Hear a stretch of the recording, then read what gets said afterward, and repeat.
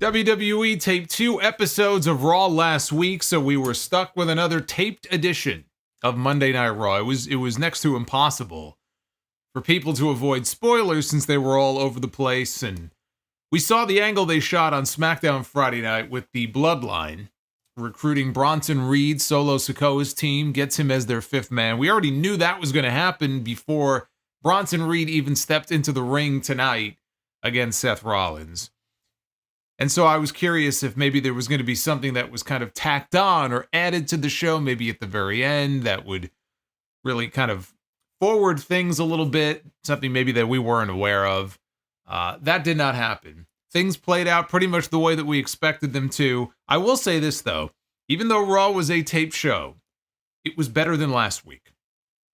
Just because the show was taped does not mean it can't be a good show. And I thought tonight's Raw easily was the better of the 2 shows compared to what we got last week. But we had Bronson Reed and Seth Rollins in the main event. This was the rematch from Crown Jewel. Seth Rollins beat Bronson Reed in Saudi Arabia. He did not get the win over Bronson Reed tonight. And in fact, Solo Sikoa and his crew were there to provide the assist for Bronson Reed. And the parting shot that we got at the very end of Raw tonight was Bronson Reed holding his arm up with Solo Sikoa standing next to each other.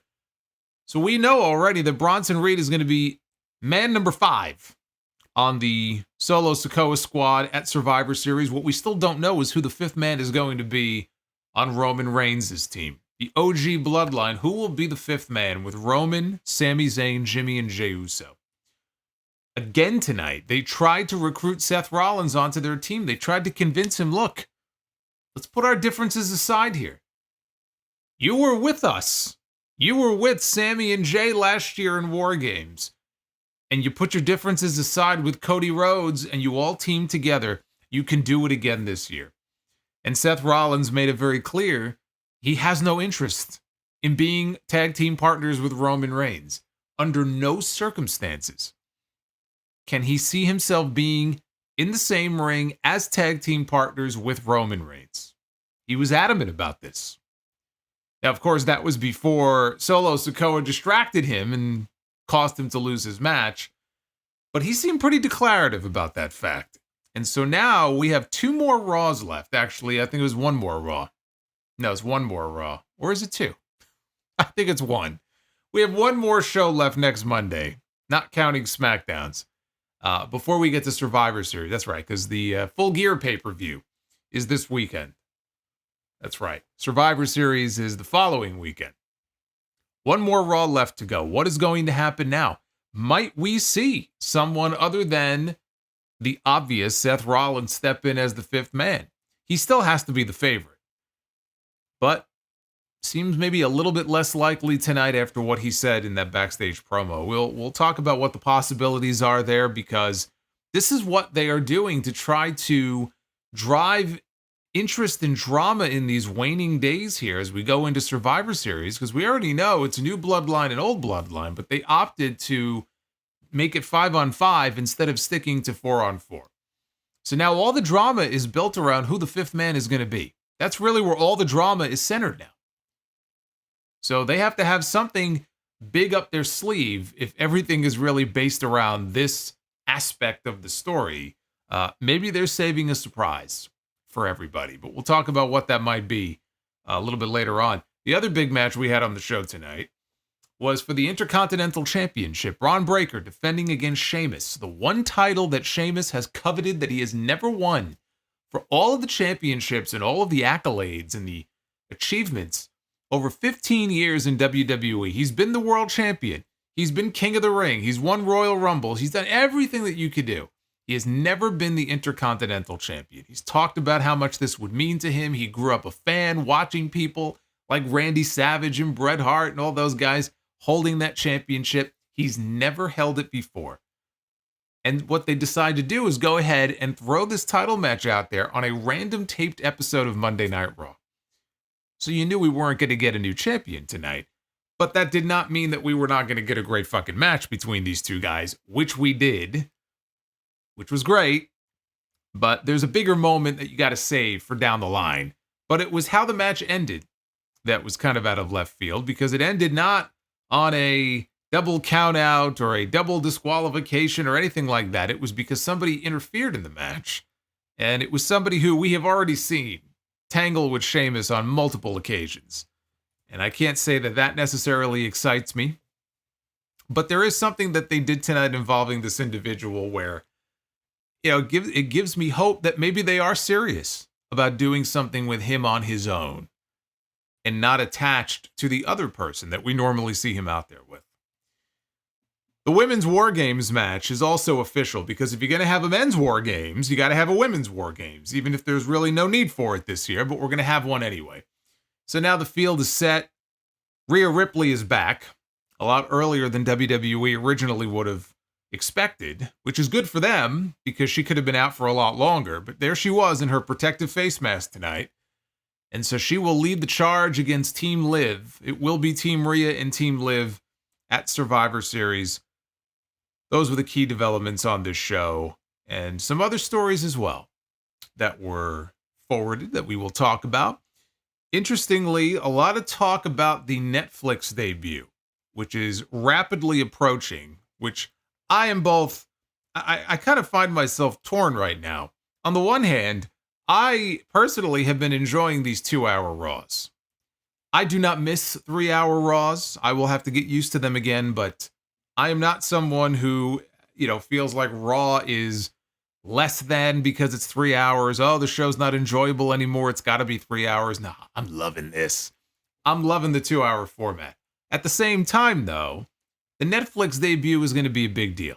And there's going to be a lot of hype and a lot of hoopla around it. January 6th, Raw moves to Netflix. And today, people were posting screenshots that evidently the first episode of Raw is listed on Netflix. Now, I don't know if this was listed here on Netflix in the US or if this is internationally. I haven't checked. But evidently, Raw is being listed as TV 14. And so this has people freaking out. Oh my God, Raw, the Attitude Era is back, right? Oh my God, we're going to be able to have cursing and we're going to be able to have, risque storylines and all this stuff. I will tell you what I have said many times before, because there have been other points where people thought, oh, maybe Raw is going to go back to TV 14. And I think Andrew Zarian at one point, had a report about that where on USA, people thought Raw was going back to TV 14. And I said the same thing then that I'll tell you now. Even if this pans out and if this is true, and Raw is listed as TV 14, the show will largely remain unchanged. So if you are expecting wholesale changes to the show and the way the show is formatted and the way, the content of the show, you're going to be very disappointed. TV 14 just means they can be a little more lax as far as some of the language. You're not going to have wrestlers coming out there every week dropping F-bombs. But yes, being on Netflix, they can be a little more lax. Maybe we won't have to sit through them muting the asshole chants every 5 seconds. Wouldn't that be nice? I'll take TV 14 for that alone, if we could avoid the awful audio muting. So yes, there may be some subtle changes, but again, people who are jumping up and down and doing cartwheels here, I think you need to calm down. But yes, Raw may be TV 14 on Netflix. The other thing that we learned in the last 24 hours is that Travis Scott is going to be performing on that first Raw in LA. It's going to be at the Intuit Dome on January 6th.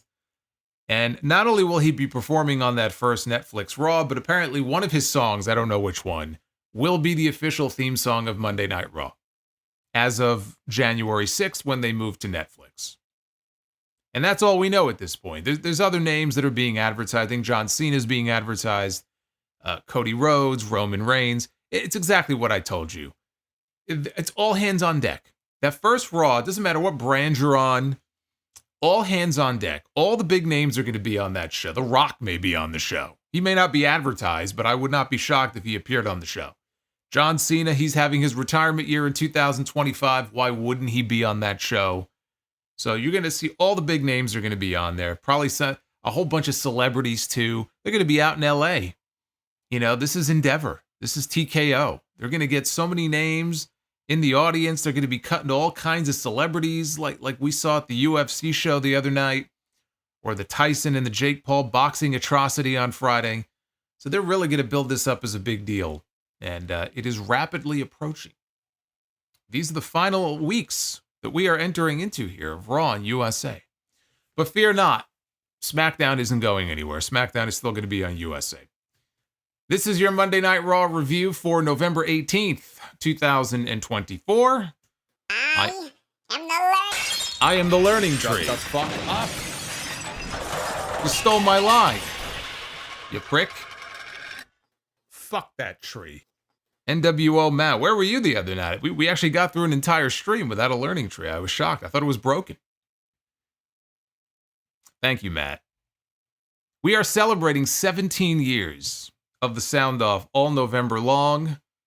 Like and subscribe. I think we're 2 subscribers away, I think, from 82,300. Maybe we'll hit it tonight. Super chats, as you can see, are open. I'm going to be reading your messages, and I very much appreciate your support for anybody who does drop a dono here. You can find the special donation amounts in the description down below. And our goal, our likes goal for Be the Booker. We have our little Be the Booker segment that we usually do at the end. Only if we hit the goal, though. The goal tonight is a cool 400 likes. If we can hit 400 likes, which is reasonable, during the live stream, we will do Be the Booker a little bit later on. And something else I also wanted to mention here, because it is the holiday season. 'Tis the season. If you would like to gift a channel membership, they are randomly assigned to other subscribers on the channel when you do so, but it does help the channel out. So go ahead and consider, if not buying one for yourself, consider gifting a channel member. Look at me. I've never looked so good. I have to get a wax, though, on my chest. I got to work on that. But yes, channel memberships are open. And I thought also, you know, what we'll do a little bit later on, we did this, what was it, a few months ago, maybe, I don't know, 2-3 months ago. I did a quiz here on one of the streams for all of the past WWE champions. And I just thought, you know, in the spirit of tonight, the big Intercontinental Championship match that we had between Bron Breakker and Sheamus, why not bust out another quiz to test the Solomonster's knowledge? So we're going to do that later on in the stream. We're going to do another quiz. This one's even more ambitious than the first one. They're 10 minutes long. You'll see what it is when we get to it a little bit later on. I'm very excited to test my knowledge here. So that'll be a special feature for later on in the stream. Well, first, let's get into this review. Get through this raw. I am not hairy like A-Train, okay? I do not have a rug on my back. How dare you? Hey, you know, he's a former Intercontinental champion. There you go. Liv Morgan and Raquel Rodriguez, they were out to the ring to open the show. It was taped, so we did hear, really in the opening segment, maybe more than any other, we got that fake piped-in crowd noise and crowd cheering, which I fucking hate. Joe Tessitore was narrating some highlights from the Nia Jax-Naomi match on SmackDown Friday night, which actually aired after this show. Morgan said that she knew Bianca Belair and Jade Cargill were in the building tonight and wanted to start a fight with her. She also knew that they did not come alone, so neither did she and Raquel. And that brought out the WWE Women's Champion, Nia Jax, came out with Tiffany Stratton and Candice LeRae. In the ring, Nia told Liv and Raquel that she doesn't like or dislike them, she just doesn't think about them. But she can't stop thinking about Jade and Bianca. So that brought out the Women's Tag Team Champions, as well as Naomi, who lost to Nia on Friday, even though at this point that hadn't happened yet. They talked from the stage. Bianca said, we didn't come alone either. And that brought out Io Sky, and then all 4 women headed to the ring. Liv then pointed out the baby faces were still outnumbered, and she didn't think that anybody in the back was dumb enough to be on their team. So she asked who was going to be brave enough to throw the first punch. When suddenly, Rhea Ripley's music plays. And out comes the former Women's World Champion. She storms to the ring. She has a protective face shield because she suffered a legitimately broken orbital bone, orbital socket, whatever the injury was. It was serious enough, but not so serious that she's going to miss an extended period of time. So they have put a face shield over her face. So she storms into the ring. She walks right up to Liv Morgan and she screams, "War Games." And then she headbutts her. The same move that broke her face in the first place. It was on a headbutt. So she headbutts Liv Morgan down to the mat. Both teams brawled and the babyfaces cleared the ring. They rushed right through that segment, just like I just did.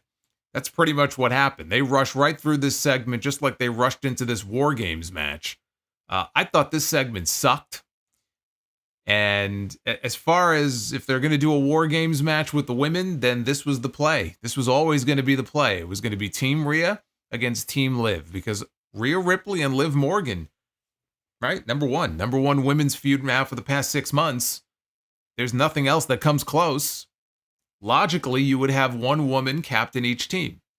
It didn't look like they were going to be able to do that when Rhea got hurt. So that's why it felt like, all right, now we're just throwing a whole bunch of women together for the sake of doing a War Games match. I still don't think it's necessary to have a War Games match here, but they're going to do it. And so if you're going to do it, at least they got Rhea Ripley back for it. And WWE is very lucky to have her back. She could very easily have been out for a much longer period of time. I thought it was very silly to have Nia out there and having no issue with Liv Morgan after Liv Morgan beat her for the Crown Jewel Championship only a few weeks ago. And now they're tag team partners. So that's kind of silly. But you look at the babyface side. Look at who's on this babyface team here. You got Rhea Ripley. You've got Io Sky. And you've got Bianca Belair. It's a pretty good team right there. And if I didn't think that Bianca against Jade was the idea for WrestleMania next year, I would almost suggest that they plant the first seed for something with Rhea and Bianca for WrestleMania. Because that's got to be a WrestleMania match at some point, too. I just don't think that's the direction they're going in next year. We had Rey Mysterio and Zelina Vega in a mixed tag team match against American Made, Chad Gable, and Ivy Nile. Ivy slapped Zelina right at the start. She responded by tackling Ivy to the mat. After they rolled outside, the referee called for the bell so we could start with the two men. There was a distraction by Ivy that allowed Gable to take the advantage before he tagged out to Vega. So later on, Vega went for a tag back out of the ring, but Gable grabbed her by the leg. And so she ended up dropping Chad Gable with an enziguri and then tagged in Rey Mysterio. Gable caught Rey out of midair. He had a cliffhanger DDT for a near fall. With Gable seated on the top rope, they did a spot where Zelina came in and Rey catapulted her up into the air. And he catapulted her up onto Gable, and she brought Gable down from the top rope with a Hurricane Rana. Vega then pulled down the top rope as Ivy charged at her, and I think the idea was that Ivy Nile was going to go flying over the top rope. The only problem is Ivy couldn't make the top rope, so instead she just went diving through the ropes instead. Rey followed with a springboard moonsault after a near fall before hitting a 619 and then following with a springboard splash for the victory. Crowd-pleasing finish. I thought the match itself was good. Not only does Chad Gable continue to lose, but now he got beat up by a girl.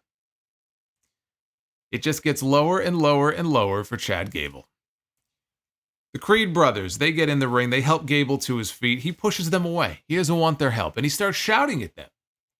I'm not a loser. I'm not a loser. You're not losers. And he smacks the shit out of Julius Creed. And then he slaps him again. He's trying to fire him up.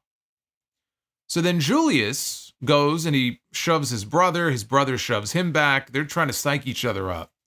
And at the end of all this, all four members of American Made, they raise their arms in the air. They raised their arms in the air like they were winners. Winners is not a word I would use to describe American Made. I could use a little more Rey Mysterio and Chad Gable and a little less Ivy Nile and Zelina Vega. No offense to them, but the match I want to see is not a mixed tag team match. The match I want to see is one-on-one. Rey Mysterio and Chad Gable. I hope we get that soon.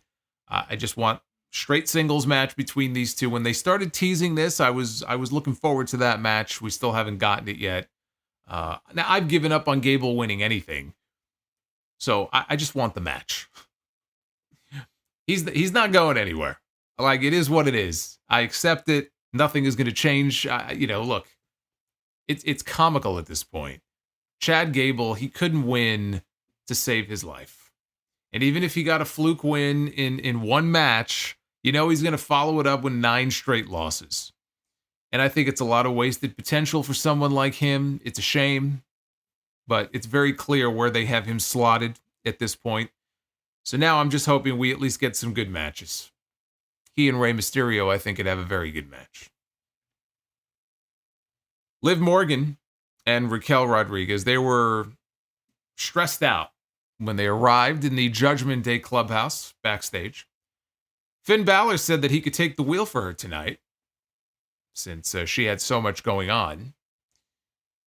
Balor gave Dominik and Carlito a pep talk about facing the War Raiders later in the show, after pointing out that, hey, Dom, you beat Damian Priest after all, a former World Heavyweight Champion. He's being very passive-aggressive towards Dominik. He's clearly not happy about the fact that Dom beat Priest, which is something Balor still hasn't done. And then he ended up in that 4-way match to crown a number 1 contender for the championship. Balor has not been happy with him since then. So Balor told them both, hey, here's some advice. Go for the neck. They both have a history of neck issues, both Vikings. Go for the neck.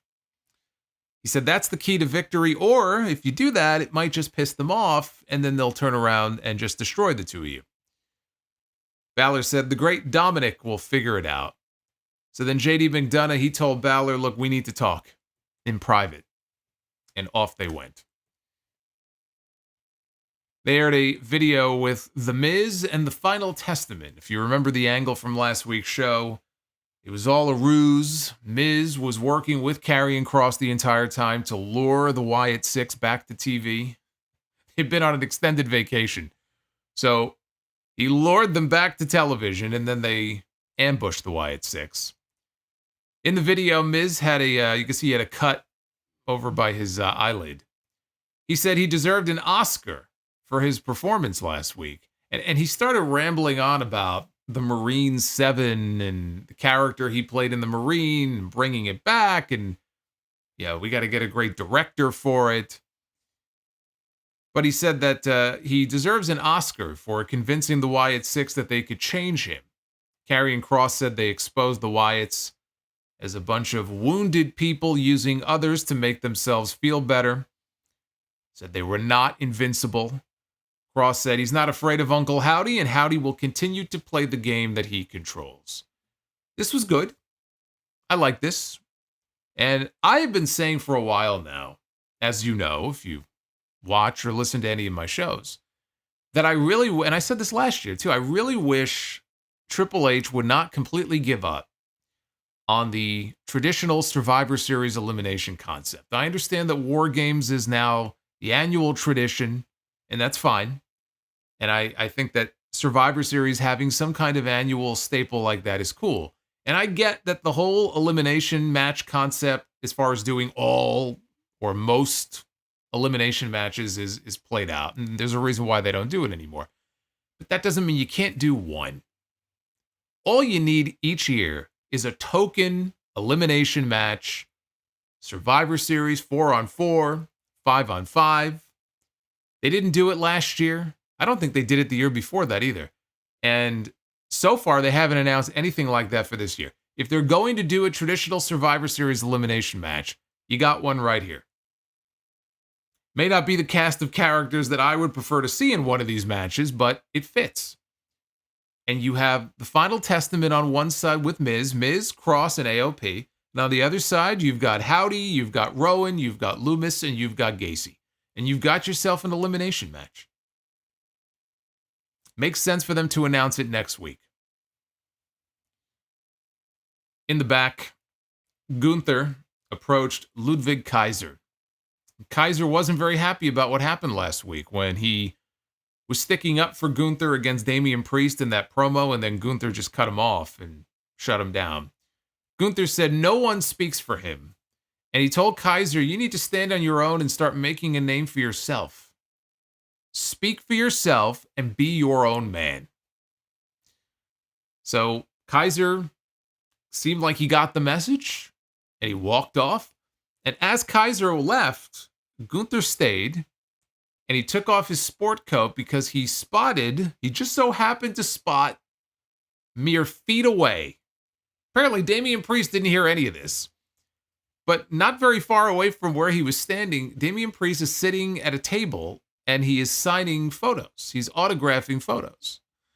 So Gunther sneaks up behind him and he puts him in a sleeper hold, or tries to anyway. Priest was able to break free. He dropped him with a low kick.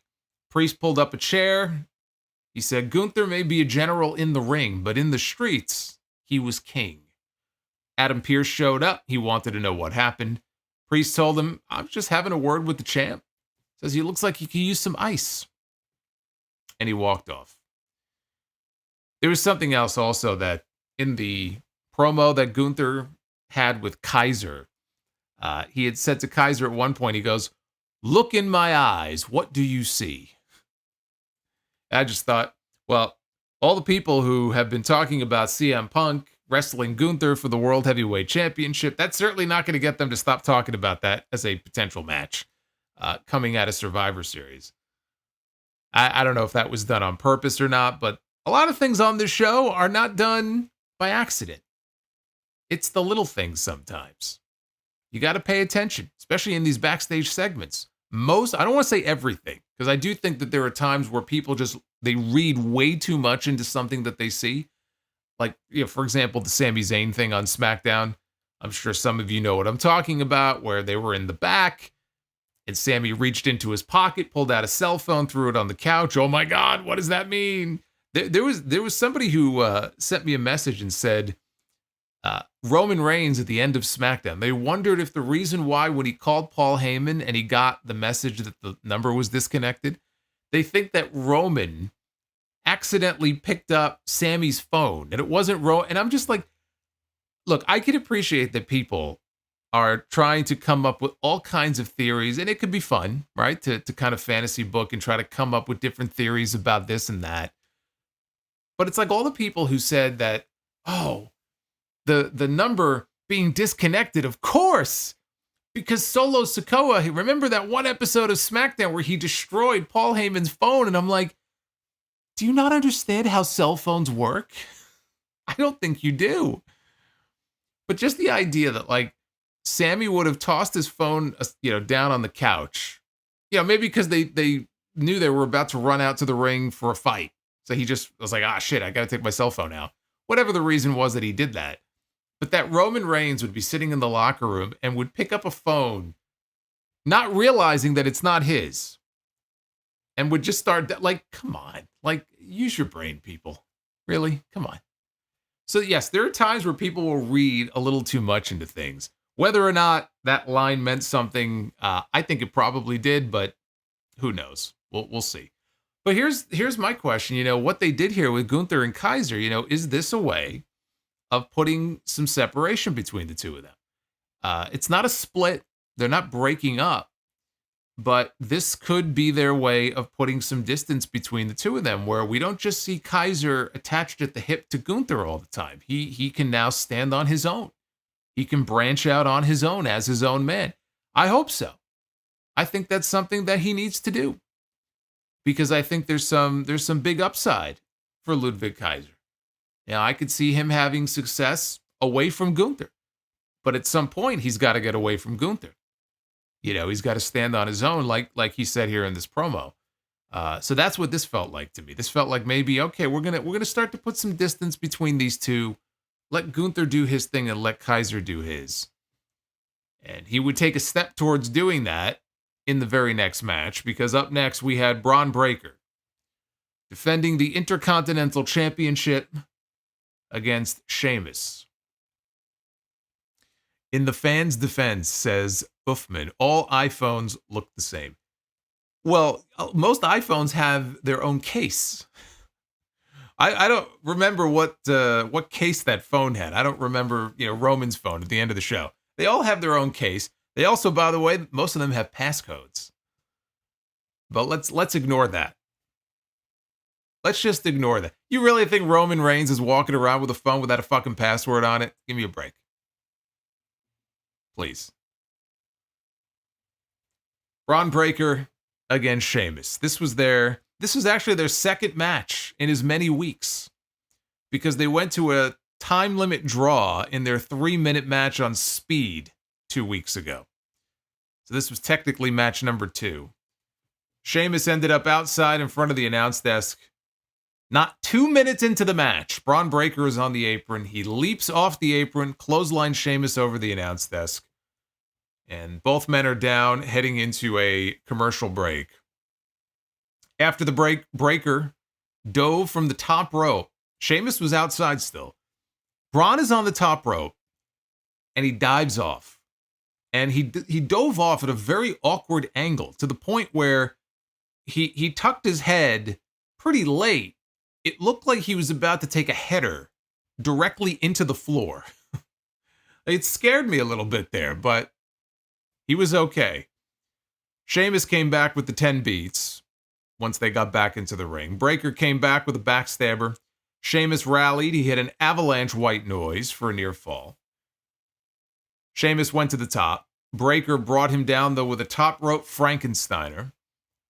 And Bron went for a spear. Sheamus, though, caught him with a knee strike, covered him for a good near fall. Fans were really getting into this. And it's tough, with these tape shows. They sat through 1 episode of Raw. It's a little bit easier, I guess, now that the shows are 2 hours instead of 3. Taping 2 3-hour shows back to back would be a fucking nightmare. I don't care how good the show is. So it's probably a little bit easier, but still, they sat through 1 show. Now they have another taping to do, and it's not going to be a full 2 hours. You take out the commercial breaks and all the backstage segments they film later. So maybe they're sitting through another hour and 15 minutes, let's just say. It's a lot. And so the crowds can tend to be very quiet, which is why you heard a lot of piped-in crowd noise in that opening segment. I didn't notice it as much for the rest of the show. But it was definitely noticeable in the opening segment. Hey, Ian. Thank you for the $32 super chat drop. I appreciate that, brother, very much. Thank you, sir. I'm going to read your message, and everybody else is here in a little bit, so get them on in. Breakker went for a spear. He was ready to end this. Sheamus caught him with that knee strike I mentioned. So then Sheamus went for the bro kick, and Breakker beat him to the punch, hit a spear. Sheamus, though, knew exactly where he was. Great ring presence. He rolled out to the floor to avoid being pinned. So Bron Breakker, he rolls out to the floor, and he began to run for that sprinting spear that he does. Ludwig Kaiser shows up out of nowhere, out of the crowd, I guess, and he clotheslines Bron Breakker. Referee calls for the bell, so that's the disqualification right there. They never announced it, but it was a disqualification. And then he sent Breakker into the ring post. Kaiser then did the run around the ring spot, and he drove his knee into a seated Sheamus who was up against the ring steps. So that left That left Sheamus laying. I'm going to start calling him the Shamer. Sheamus is down. Bron Breakker is down. Ludwig Kaiser climbs up on top of the ring steps and poses, and he is the last man standing, I guess you would say. So another week, another banger television match here for Sheamus. He's had quite a few of these. And I say TV matches because how many PLE matches has the man had? Practically none. They're almost exclusively on television, but he goes out there. It doesn't matter who he's in the ring with. It could be Bron Breakker. It could be Ludwig Kaiser. It could be Pete Dunne. It could be Gunther. Doesn't matter who. Banger after banger after banger. The most consistent television performer in all of WWE is Sheamus. So he went out there, had a really good match with Bron Breakker. Very deflating finish, but not one that was unexpected. My hope is that they are going to run this back for WrestleMania. I've been calling for this now for a couple of months. I still feel the same way. I feel like the only thing that could ruin that would be if they really do want Bron Breakker to be Bill Goldberg's final opponent. That's assuming Goldberg's retirement match is going to be at WrestleMania. It could easily be on some other show.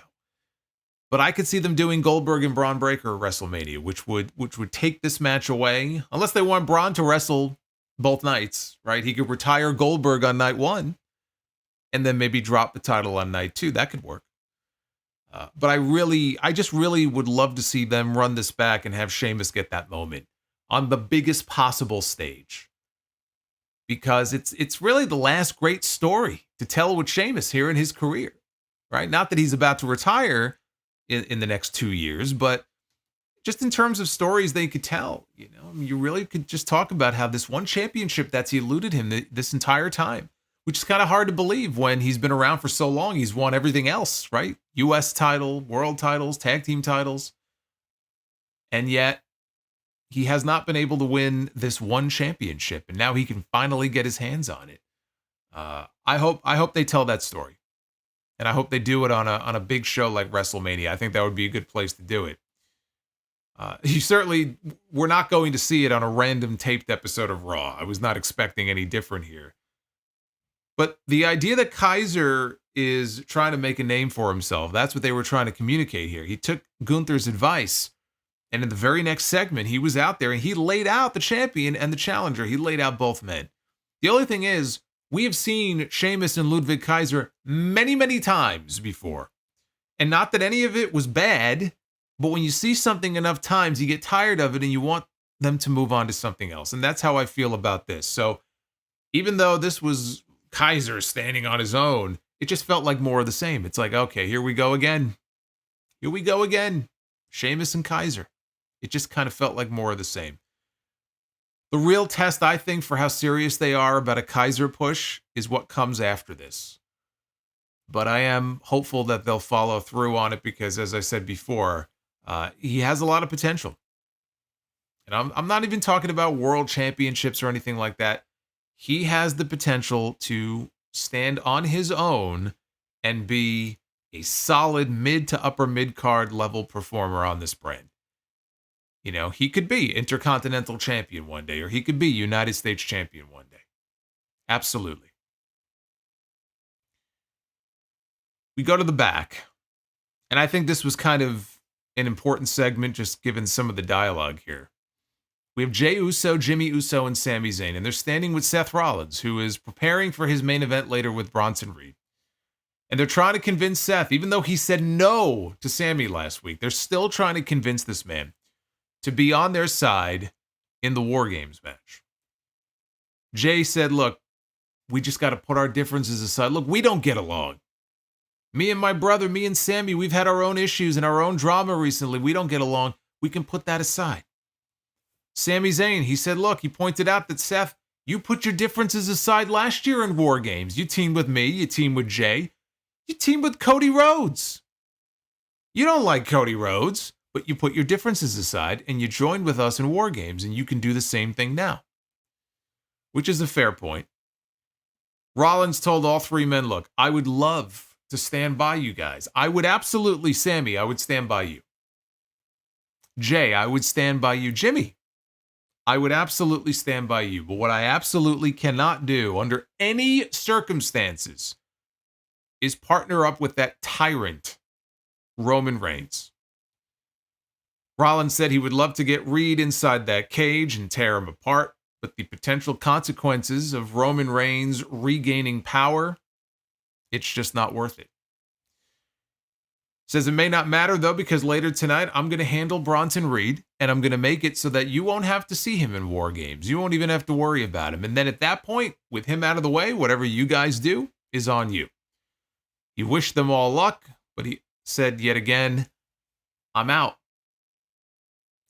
The key words there, never under any circumstances would he stand side by side with Roman Reigns.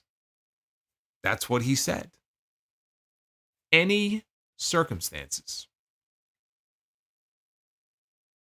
What would happen in the main event? Well, we'll find out when we get there. We'll talk more about this. But those were the key words to remember. We got a Dakota Kai video package. She talked about missing 4 months and worrying that there would not be a place for her when she came back, or maybe people just wouldn't care. I would say based on the reaction, was it last week or the week before? I don't know how much they cared. I'm glad she's back.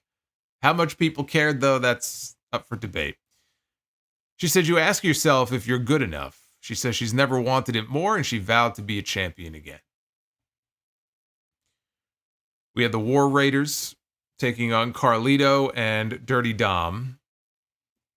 War Raiders, for those who don't know, are next in line for a shot. They earned the right to challenge for the Tag Team Championships. This was many weeks ago. I don't know what they're waiting for here, but they're still waiting for their title match. So they were not losing here in this bout. Standard stuff here from these four. It ended with the Raiders hitting their War Machine finish on Carlito, and Eric pinned him. After the match was over, Finn Balor and JD McDonough ran out. They attacked the Vikings from behind. Balor targeted Eric's surgically repaired neck. And then he went up top and hit the double stomp on him. And the tag team champion stood tall. This was a pretty tame beatdown angle. Nothing wrong with it. Just very standard, basic stuff. Nothing really out of the ordinary. Unless I missed it, I don't think they announced when the tag team title match is taking place. I think it might be next week's Raw, but I don't know if they said for sure. But that is coming up very soon. Now, at this point, the screen glitched out, and we got a new VHS tape that played from the Wyatt 6. And it was Bo Dallas talking about how the trust of the innocent is a liar's most useful tool. He said, we offered you salvation, freedom from the pit. I tried to warn you, but you've damned yourself. I'm sorry for what happens next. You chose this. Hands will forever be bloodstained, crimson, scarlet red because of your actions. And you will lose what matters most. I never wanted this. Was he talking about a feud with the Final Testament? Was he shooting here in this segment? I never wanted this, he said. Anyway, that was the end of his promo. We go to the back. We have Otis, Tozawa, and Maxine Dupree. They ran into Kofi Kingston. Maxine was excited about the New Day's 10-year anniversary coming up. For those who don't know, they are devoting an entire episode of Raw, or at least the theme of the show, is going to be the New Day's 10-year anniversary. And they still haven't told us when that's going to be. I have to assume it's going to be next Monday because the actual anniversary falls on Thanksgiving Day, which is next Thursday. So, I mean, they could do something the following Monday, but I'm going to assume that this 10-year New Day anniversary shit, well, you know what, though? But they announced the match. Maybe not. Maybe not. Well, let's go through what happened here because Xavier Woods, when they asked Kofi, how are things with you and Woods? And Kofi said that he wasn't sure. Woods happened to show up at that exact moment. And he said he was worried. They had 10 years of no serious arguments, but yet they've been yelling at each other nonstop for weeks now. He couldn't stop thinking about something that Karrion Kross said, and Kofi couldn't believe that, Kross was still in his head. But he said Kross said the New Day was dead, but they were the only ones who didn't know it. Kingston said they weren't dead. He, being Woods, just had to remember what New Day was all about. And Woods took that the wrong way. Like, I have to remember. What does that mean? He starts arguing again. Otis stepped in. Woods didn't want to hear from Otis and said there was a reason Gable left their asses. And Woods said next week it's going to be the New Day against the Alpha Academy. And a win over these losers would get New Day back to where they want to be. And Woods left, and Kofi didn't look very happy about what he had just said. So that match is taking place next week. I don't know that they have told us explicitly that the 10-year anniversary show is next week. I mean, it would seem to make sense, but you would think that that's something they would have really pushed. So maybe it's not. Maybe they are saving it for that first December Raw, because I think December 2nd is the first Monday in December. So it's going to be one of these 2 weeks coming up. They're going to have that New Day 10-year anniversary special, and I would be very, very surprised if we don't get a Big E cameo on that show.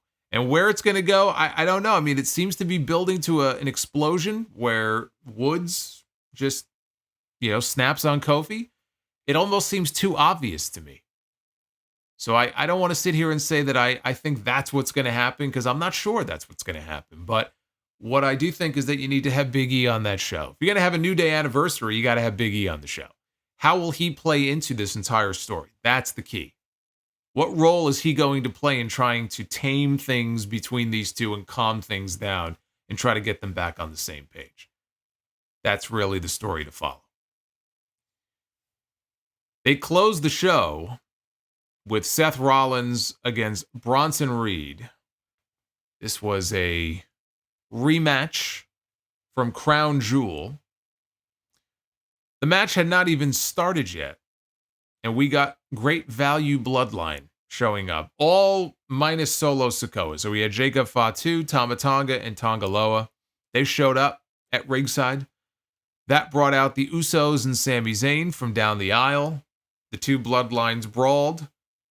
Sammy and Jimmy easily got rid of the Tongans. It took 3 stereo super kicks from both Usos to send Jacob Fatu hurling backwards over the barricade. New Bloodline and Old Bloodline fought off into the crowd, while back at ringside, Rollins took out Reed with a suicide dive. That took us into a commercial break. Reed took control after this. He went to the apron. He jumped off with a shoulder tackle to Rollins on the floor. Then he ran Rollins, I should say, into the ring steps. Seth fought back.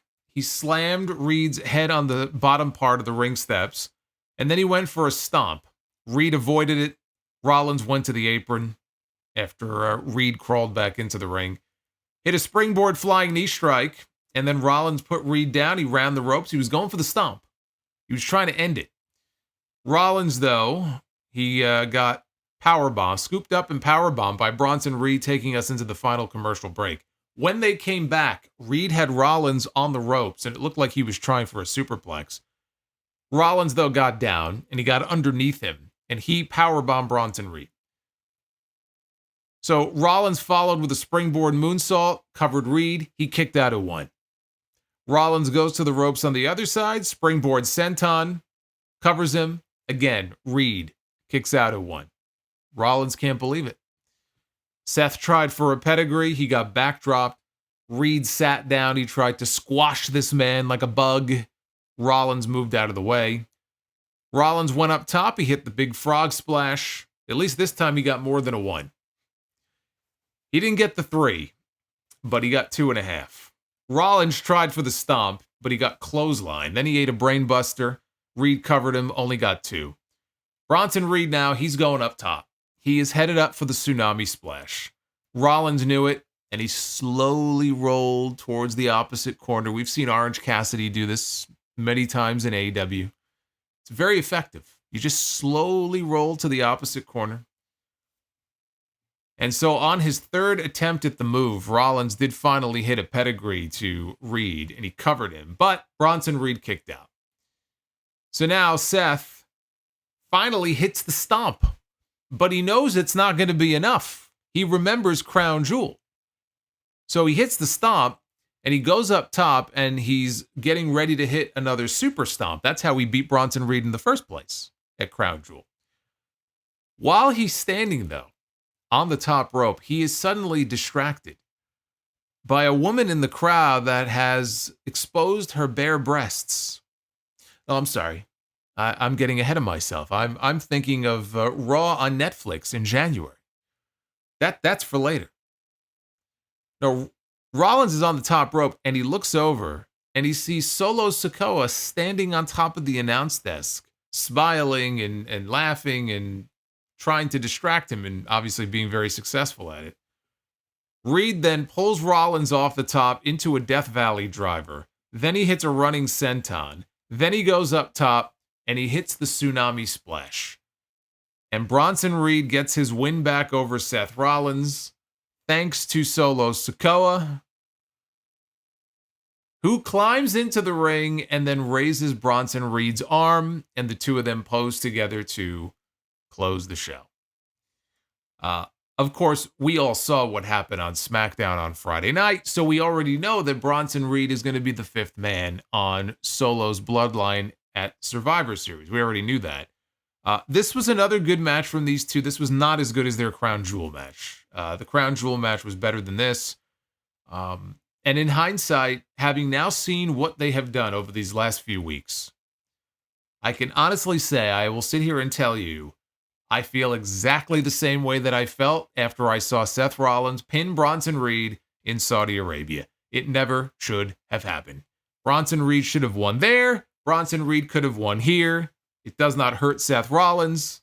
There was no need for Seth to go over in that match. And look, it didn't kill Bronson Reed, and they made him look strong, but there was no reason for him to be beaten in that match. Maybe I don't remember now. Cody won on that show, so it's not even like none of the other baby faces won. I was thinking maybe they wanted to have a babyface win, but Cody won in the main event.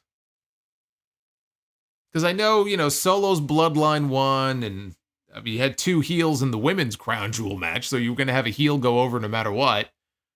Whatever their rationale was for it, I think it was the wrong move to make. But Seth Rollins now loses this match because he allowed himself. It really is his own fault. You can't even blame Solo Sikoa. It's his own fucking fault. But he can now blame the Bloodline for him losing this match. And you would think, well, that's going to be enough for him to be like, I got to get my hands on Bronson Reed. I got to get my hands on Solo Sikoa. Count me in. I'm going to be the fifth man in War Games. The only problem with that is we remember what he told Sammy and the Usos earlier in this very show when he made it very clear, under no circumstances will I ever stand side by side and team with Roman Reigns. Never in wrestling. It's a funny word. It doesn't seem to mean what it means to you and me. Never really doesn't seem to stick in wrestling, okay? So always keep that in mind. But he was pretty declarative about that. And so the problem with that now is that if next week Seth Rollins all of a sudden has a change of heart and he says, I'm in, right? This week I'm out. If next week I'm in, he's going to look awfully dumb because all it took was him losing a match off a distraction finish for him to change his mind. Like, he made it clear the reason he doesn't want to team with Roman Reigns, he doesn't want to give him a win and put more power back into Roman's hands because he knows what he will do with that power. It took 4 years for somebody to knock this guy off.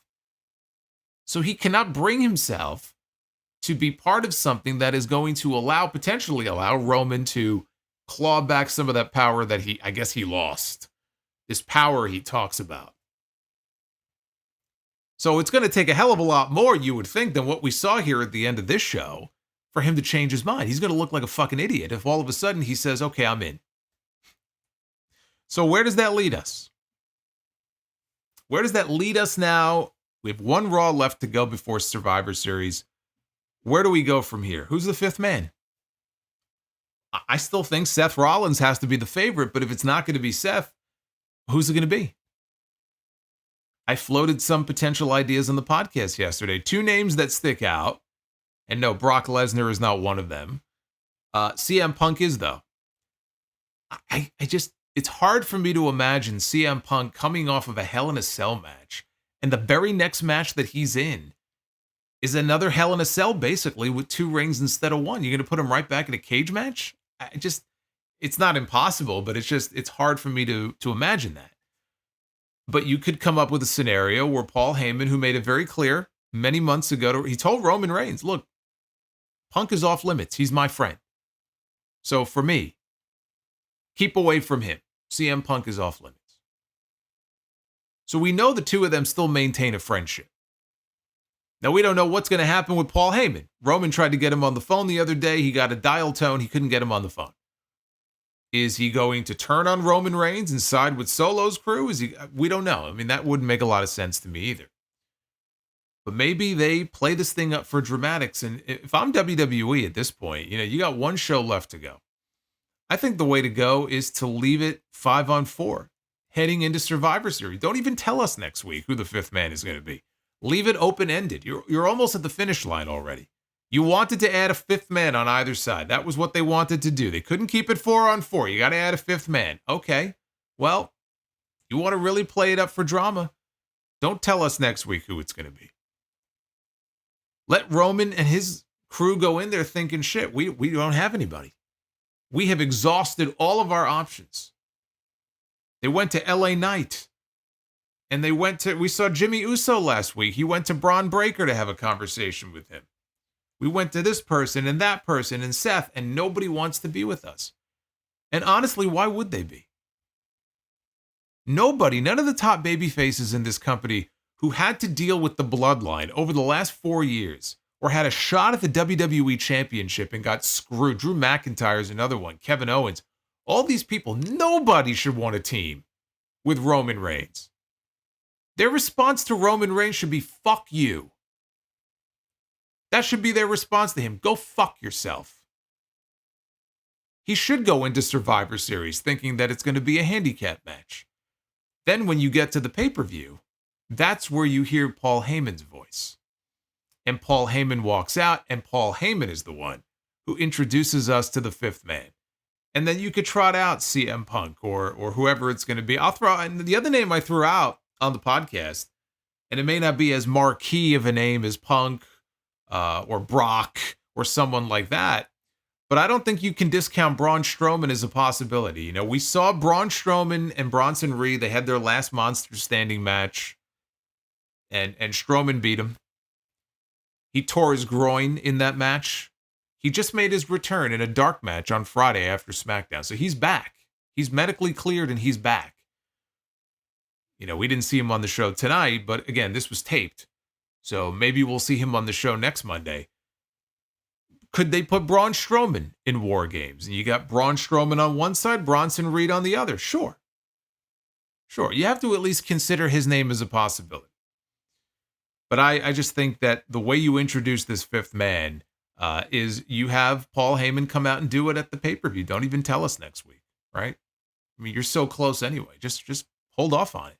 Keep people guessing. Leave it as a cliffhanger going into the show. That's what I would do. This show this week may have been taped, but as I said at the top, I thought it was a much better Raw than the one we got last week. You know, I wish the spoilers weren't floating around, but I actually thought it was a good show. What did you think of Raw? Taped from last week, according to the Twitter poll, 74% thumbs up for tonight's show. 26% thumbs down. And HBK C83 has been fined by Bryan Danielson. You have pissed off Bryan Danielson, and he has levied a fine against you. For shame. For shame. Yeah, these next 2 weekends are both pay-per-views. We have Full Gear on Saturday night, Sunday morning, Saturday night, and then the following weekend is Survivor Series. So that's what's coming up over these next 2 weekends, just so you know. Let's go through your super chats here. I thank you for the support. Let's go through your messages. Start with the ones that came in earlier, which you will not see on your screen, because these people are special. But we are going to start with our friend, the Real CS02, who has a question, or a comment, not even a question, about Speedball Mike Bailey, who's been in the news of late. He says, coming from someone who did not know much about Mike Bailey prior to his TNA run, I sure am excited for him. He's going to kill it in the Continental Classic if the rumors are true. I hope Tony Khan does not screw it up with him. So it's kind of funny that, you know, the word is going around today that, and again, right now it's just a rumor, but the rumor is that he may be debuting in the Continental Classic, which is starting the week after next. That's what I stated on the podcast yesterday. I hope Tony Khan would do. I said if he's coming into AEW, the timing is perfect to debut him in that tournament. So I hope it happens. I think that's a great spot for him to show up. Am I wearing a tie? Yes, I am. What's it to you? Sidro is with us, and Sidro drops a $10 super chat. Wife said that I should do lunges to stay in shape. That would be a big step forward.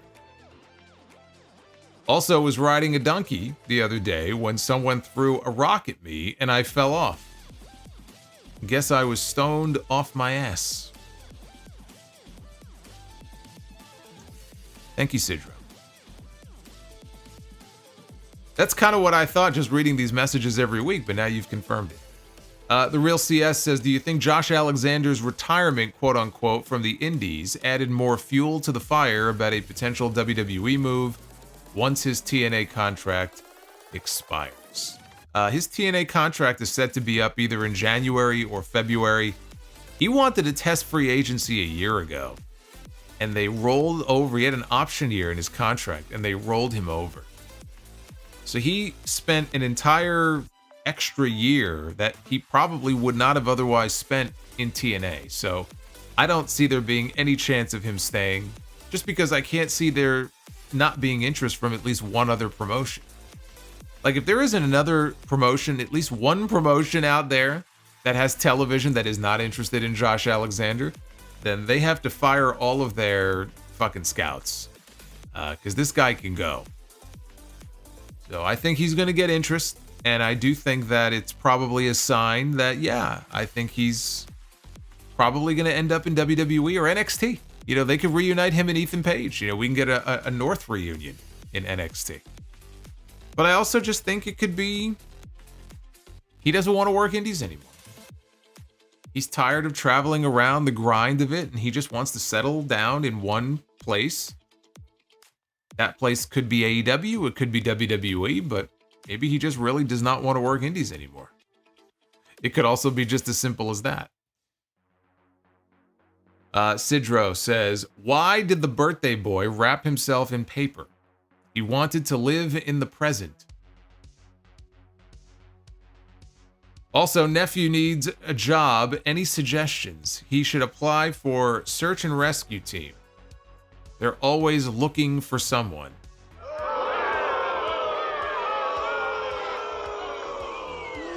You suck. You are something else. What am I gonna do with you, huh? What am I gonna do with you? I can't with this guy. It's always something with him. Jerome Eugenio, I think Chad Gable has hit the cycle as far as losing every combination of matches against the LWO. Yes, he did. You know what? He did. He hit for the cycle. I am the last. That's exactly what happened. Shut the fuck up. Now he's losing to girls. Getting beaten up by girls. Fuck that tree. This is what it's come to now. He's getting beaten up by Ivy Nile, who's smaller than him. Sidro. 3 golf clubs went into a bar. Oh, God. 3 golf clubs went into a bar. The putter asked for a beer. The wedge ordered... You are my tribal chief. The wedge ordered tequila. The third said, nothing for me. I'm the driver. I love you, Solo. You are my tribal chief. Man, I'm feeling the love here. Prince Vegeta 95 with the 9.99. Woman don't. I'm the last. Shut the fuck up. This fucking. This fucking tree. Fuck that tree. This fucking tree. Unbelievable. Prince Vegeta says women don't need the War Games match. Just because the guys are getting one doesn't mean the ladies have to have it. And what's with this never-ending Kaiser Sheamus feud? What is this, AEW? Yeah, I would like to see them move beyond Kaiser and Sheamus. That would be nice. That would be nice. NWO Matt. Let's overload Solo with learning trees. Also, my Cowboys playing after AT&T Stadium had a piece of metal fall from the roof with another almost falling. No one got hurt, but some almost did. I saw that. I was watching some pregame stuff, and they opened the roof, and a piece of metal, like a metal sheet, fell from the ceiling. And they're very lucky it didn't land on anybody. And I didn't know that it almost happened again. So yeah, they're going to have to get that shit straightened out. You know, the Tampa Bay Rays are not going to be able to play at Tropicana Field because Hurricane Milton shredded the roof. And it's going to be, I think they said a minimum $25 million to replace it. And they're not sure that they're even going to bother doing it because they were planning on moving into a new stadium and demolishing this one in about 3 years. Everything now is up in the air. It doesn't look like it's going to happen. It looks like baseball may just completely leave Tampa Bay. So the Hurricane just completely fucked everything up. But they're going to be playing, I think, at the Yankees minor league complex in Tampa this season. Because the stadium is just not usable right now. But, I mean, I could kind of see, you know, why spend 20, 30, 40 million dollars on something that you're going to literally tear down in 3 years, right? It doesn't make any sense. So I don't know what's going to happen there. Justin G gifted a membership to Casper the Barbarian. Thank you, Justin. Juliet 316. Rest in peace, Rey Mysterio's father. I don't know what you're talking about. Did someone die? Let's take a look and see. I don't know what you're talking about. Oh, here we go. Here we go. Rey Mysterio wrote on Instagram that his father passed away on Sunday. Okay, so I'm just seeing that now. Well, that's very sad. So that is what that is in reference to. Innuendo became a sound-off superstar. Do you think the Saturday night's main event card will be worth it? I'm highly considering... Considering what? Going to the show? Well, I took a look at what tickets were. Not that I was going to go. I'll be here covering it live that night, but they're not cheap. But yeah, I think it will because they're building that up like a PLE card. So you're going to get a WWE Championship match on that card. You're going to probably get multiple championship matches. They're going to crown the first ever women's U.S. champion on that show. They're really going to load that thing up. It's their first NBC special in many, many years. They're on NBC in prime time. They have no PLEs in the month of December. This is it. And from what I'm reading and what I'm hearing, they're really going to do this thing up old school. So we're probably going to get the old school music, even the arena setting. Apparently they're utilizing the entire capacity. So I don't know if there's going to even be a stage or if they're just going to use an aisleway, which is how they did it for the first one back in '85. But apparently they're going to have a very similar setup. So I'm very curious how this is all going to look. I'm sure Jesse Ventura will have some kind of role on that show. I'm really looking forward to it. So do I think it's going to be worth it? Ticket price wise, I mean, that's going to be up to the individual. A lot of these prices, no, I don't think it's worth it, but I'm looking forward to the show. Ricky Cornflakes. Hey, Solomonster, just bought my Rizzler New York Knicks jersey, planning on taking it to a hog show. Did you see his debut? The Rizzler's debut? No. No, I did not. And I don't regret not seeing it either. But I guess I'll have to look for you now in your jersey at the next hog show, December 20th. You got the Hardys coming in. Joseph Stewart, will Bo Dallas and the Wyatt Six feud with the Bloodline? Will Bo Dallas and the Wyatt Six feud with the Bloodline in the future? No. I don't think so. I mean, I guess you can't say never. Certainly, Roman and Bray had history together, but I don't know. I don't see it. Ian Noel with the $32 super chat. Had they built up the Final Testament and started this rivalry with the Wyatt Six sooner, could this have been a men's War Games match? Would you have a traditional Survivor Series match between the two factions for the PLE? Yeah, this is not a War Games match. You save War Games for the big feud. So this is not the Final Testament in War Games. I mean, come on, give me a fucking break. That's not a War Games match, but absolutely yes. A traditional Survivor Series 4-on-4 elimination match is what they should do. And they'll have to announce it next week if they're going to do it. But I definitely think that that would be a great fit for that stipulation. I love you, Solo.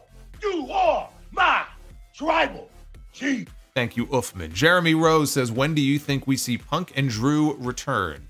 We may see Punk back at Survivor Series. Drew, not until after that, but exactly when, I have no idea. I think they just gave him time off to be with his family. I think he might be over in Scotland. He's earned it. Justin G, what you gonna do when the Shamer runs wild on you? I'm gonna start calling him that. He's the Shamer.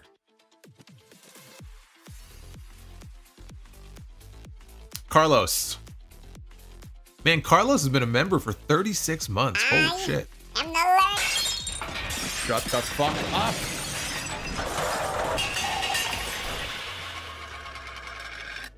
Fuck that tree. George just wanted to join the learning tree. Carlos says, glad to be spending my birthday with the GWO and Solo. Happy birthday, Carlos. What are you doing for your birthday? Gotta do something special. Well, I guess you are. You're hanging out here with me and all of us. Nick Grasso, great video package for Dakota Kai. Maybe they are going to finally do something with her because she is underrated and deserves more. I wouldn't trust her. She's turned on her friends before, so if I'm damage control, I'm watching my back around that woman. Dev to Dust. You know what, though? She's talked about wanting to hold gold again. I don't see her winning the women's world title, but we got that US title, and I think that it's going to lead to an Intercontinental title on Raw. Since apparently the US title is exclusive to SmackDown, they're absolutely going to add one to Raw at some point. And I could see her being an Intercontinental champion. Dev to Dust, the wrestling equivalent of Tyson against Paul was Roman Reigns against Triple H at WrestleMania 32. I would go more Roman Reigns against Undertaker at WrestleMania 33. Also, Vince McMahon looks 98 years old nowadays. Yeah, because he fucking destroyed his face. All these fucking old people who try to hold back the hands of time and these facelifts and the Botox and the fucking lifting of the cheekbones. I mean, he looks like a fucking wax figure. He doesn't even look like himself anymore. Thankfully, we don't have to look at him anymore on TV. Remember The Doctor? I'm gonna go out on a limb here and say most of you never even saw this movie, but if you ever saw Escape from LA, the Doctor, played by Bruce Campbell, okay, that's what Vince McMahon's looking like these days. Go look up a picture of him. HBKC83, I don't know. I have a growing suspicion that Kofi might be the one to snap on Woods. Well, can you blame him? I mean, Woods has been a pain in the ass now for the last 2 months. I'd snap on him too. I wouldn't be surprised.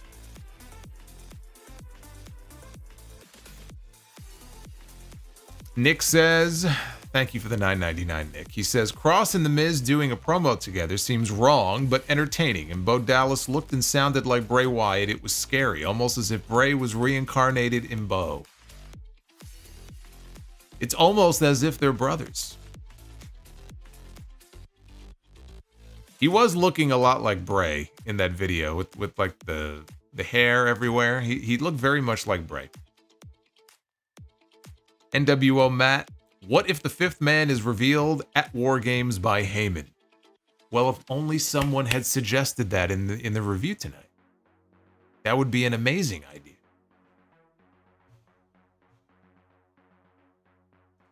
Carlos says, I need Mox to be the fifth man so he can pistol whip everyone. Yeah, that was something, wasn't it? We know how Moxley feels about the young guys on the roster there. You make one mistake with him, you're getting pistol whipped. Some of that tough love. NWO Matt, the fifth man is Solomonster. He will break Solo Sikoa. I'm gonna take on Jacob as my enforcer, because then he won't have to change anything. He could still come out every week and say, "I love you, Solo." See, nothing has to change. It's perfect. He could keep doing what he's doing. Ian Noel with the $15. Thank you, Ian. What are your thoughts if they added a traditional Survivor Series elimination match? Team TNA against Team NXT. Where storylines could play out, Raw versus SmackDown, etc. On the Survivor Series card, I have no interest in that. Although I did suggest, if they wanted to do a women's War Games, you could have just taken the match they did on that ECW tribute show and put them in War Games, and you could have used it as a way to really promote NXT. Just because I think that would have been a better fit than most anything else they were going to put in War Games on the women's side. But the TNA stuff, I mean, they've had some people cross over from TNA. You know, not that many people. To throw that on the Survivor Series card, maybe if they had time to build it up properly, but I wouldn't do that. Says, if you could have rebooked the women's War Games match, how would you have booked it? And would you actually be, who would be on the, no, I wouldn't have done the match. If it were up to me, the women would be in a traditional Survivor Series elimination match. There is no need for that to be a War Games match. So I would therefore not make it a War Games match. Otherwise, the people they have in there are fine, but I wouldn't have even had a women's War Games match. The only War Games that really matters, and that's in the promotional material, it's all about the Bloodline. That's really all you need inside that structure. That's it. I am the Lord. Shut the fuck up.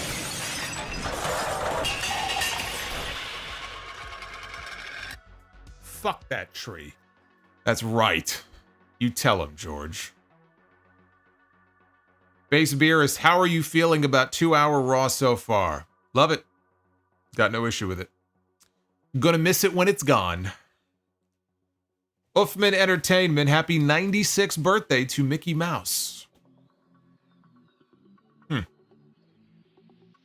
If Mickey is 96, how old does that make Minnie? You know, Mickey may be looking to upgrade. You know, someone a little bit younger. Tassi.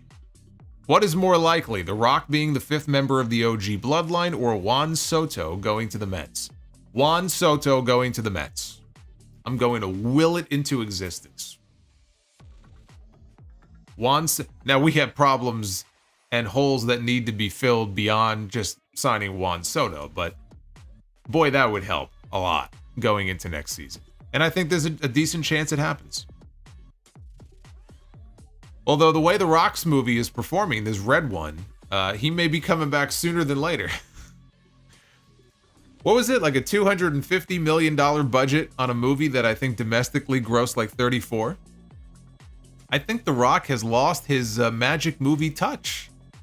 It used to be for a while there where if you had The Rock, I mean, he was in these big blockbusters and, you know, he took over in the Fast movies and he was making money hand over fist. And now it just seems like more often than not, it's just kind of one bomb after another.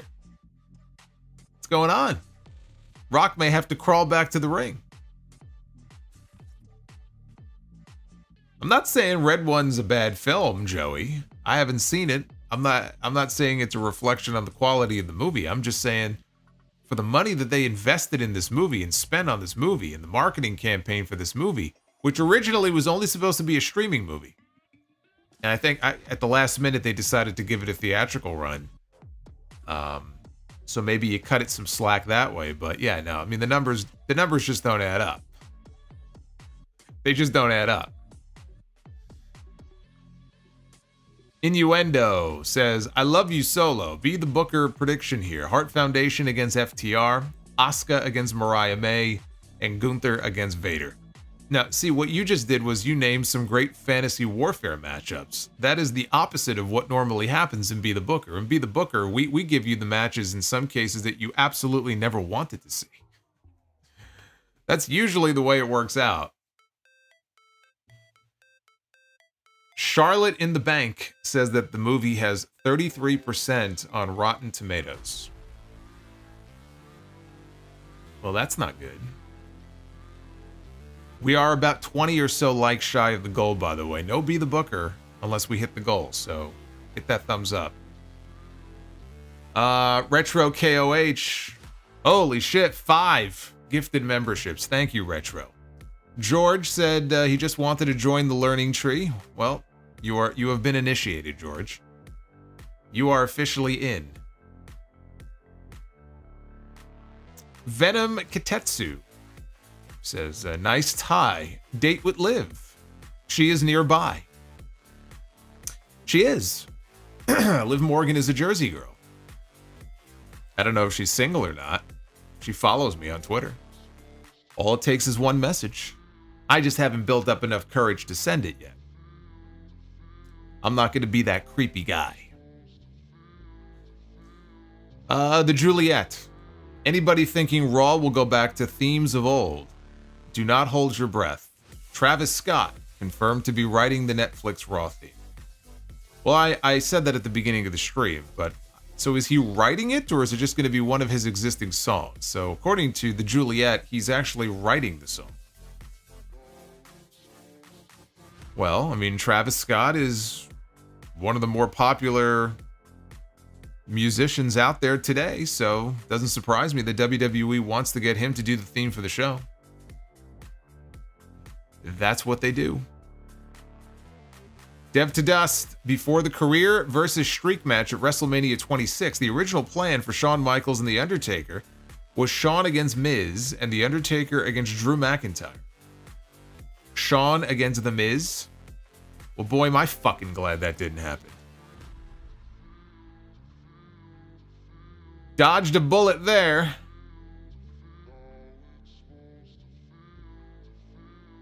Actually, Shawn probably would have given Miz the best match of his entire career. George says, watch it be Tala Tonga just for the swerve. As the fifth man on the babyface side?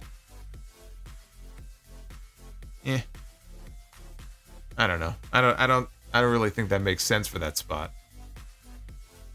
Arabian Night, who signs Josh Alexander next year? I think if WWE offers him an NXT deal, he'll probably choose AEW for the money. Like Motor City Machine Guns. He's main roster ready. You know, just because somebody will initially start in NXT does not mean that they're making NXT money. There are people, I'm sure, working in NXT or who have worked in NXT who make a hell of a lot more than the average NXT person does. If WWE came calling and said, hey, look, we want to start you in NXT, again, maybe working with Ethan Page again in some way, you'll spend some time there. And if he thinks, okay, that's my ticket to Raw or that's my ticket to SmackDown, how do you know he's going to go to AEW? If Josh Alexander goes to AEW, he will have plenty of great people to work with, but how far do you really think he's going to go?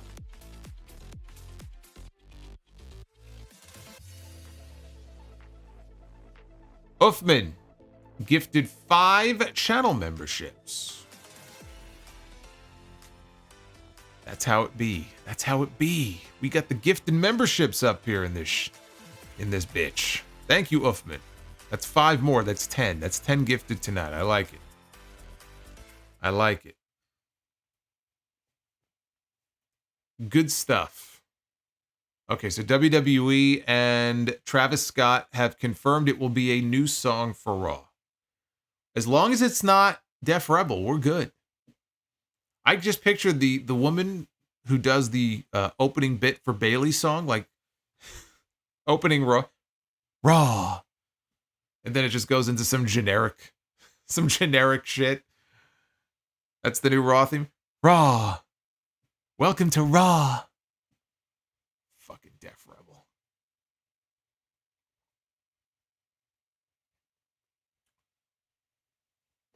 Retro KOH with another 5. That brings us up to 15. 15 gifted for the night so far. I like it. All right, we are at 418 likes, which means we smashed the goal. So we got to jump into this quiz, which is going to be very interesting. But before we get to the quiz, and you guys, by the way, you could take the quiz with me. I'm not going to be paying attention to that. I'm going to have to be focused on this. We only got 10 minutes. But you guys also. You guys will be able to take the quiz. I'll tell you what it's going to be here in a second. But first, we got to go ahead and be the booker because we smashed the goal. So let's go ahead and do it. Ladies and gentlemen, it is now time to be the booker. We got some business to take care of here. Yes, we do. So who was it who a few minutes ago said that predicted Be the Booker tonight was going to be, I forgot who it was, but did they say Heart Foundation against FTR is what they predicted? Maybe we can actually book a match even better than that. What do you think? Well, not a bad way to start. Matt and Jeff, the Hardy Boys. Although now they're just the Hardys. They're not boys anymore. They're the Hardy Men. Former tag team champions in almost every promotion they've ever been in. Not quite every single one, but almost every single one. Right? WWE, TNA, Ring of Honor. Matt and Jeff Hardy. Oh, maybe we'll get Edge and Christian. What do you think? Matt and Jeff Hardy against the Bushwhackers.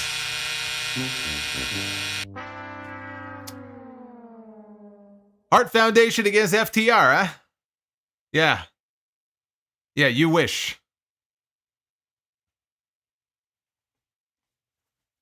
The Hardys and the Bushwhackers, really? That's how we're starting out tonight? Are you fucking kidding me? The Hardys and the Bushwhackers?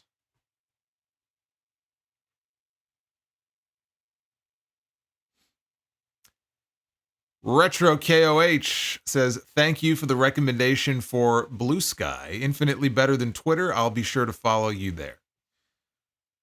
It wasn't even a recommendation. I just said I'm on there because I know a lot of people have migrated over there. So I am on Blue Sky if you want to follow me there as well.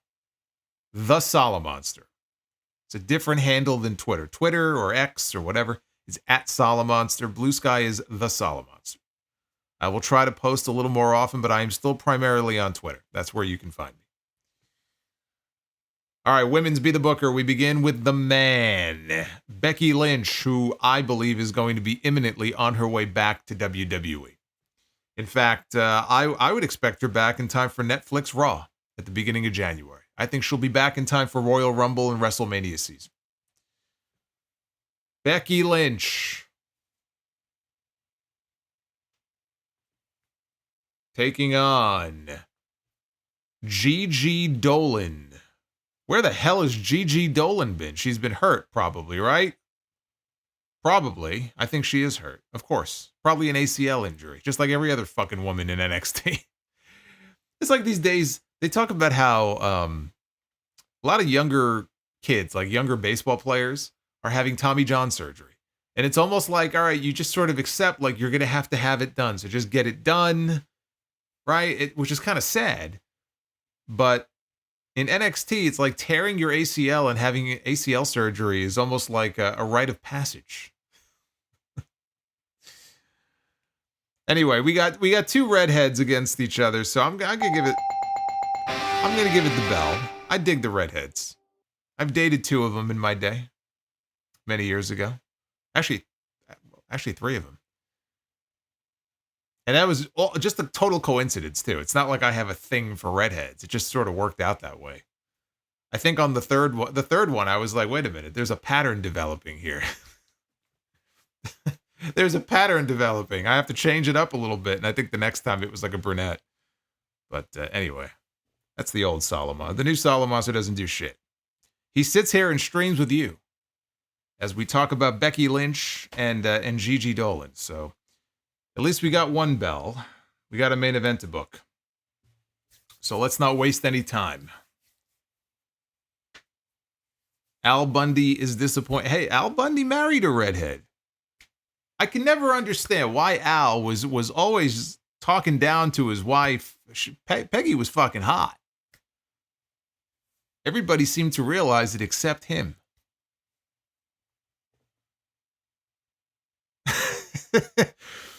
Charlotte in the bank says Sexy Red is just one tweet away. Yeah, I ain't going to be sending that tweet. So you could twerk your ass on out of here. That's one tweet I will not be sending. Ricky, thank you. Ricky has followed me on Blue Sky. I appreciate that. We gotta build the following up there. I just passed 100 followers, so now it's a far cry from the 36,000 I have on Twitter, but we'll slowly work our way up. Now it's Julia. Oh, I'd love to have coffee with Julia. I don't even drink coffee, but I would have coffee with Julia. Absolutely. All right, we begin with Ricky Starks. Absolute Ricky Starks, who has been benched for nearly the entire year. He has reemerged here in Be the Booker. He may be reemerging somewhere else soon. But for now, he's in Be the Booker. Ricky might be a little rusty. He hasn't wrestled in a while. Ricky Starks gonna go one-on-one with Shinsuke Nakamura. Shinsuke Nakamura just returned on SmackDown on Friday night. He attacked LA Knight. He's going to be challenging soon for the United States Championship. And losing, I'm sure. But he has a different look now. He looks like I don't know, he looks like something out of an anime. He looked kind of cool. His win-loss record, though, is not very cool. His win-loss record is actually quite pathetic. But he looks kind of cool.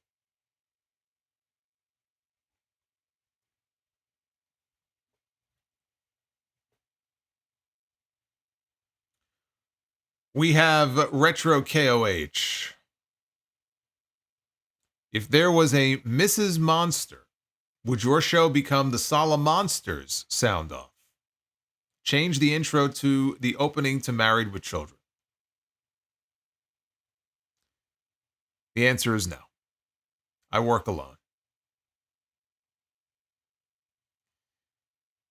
And here's my favorite.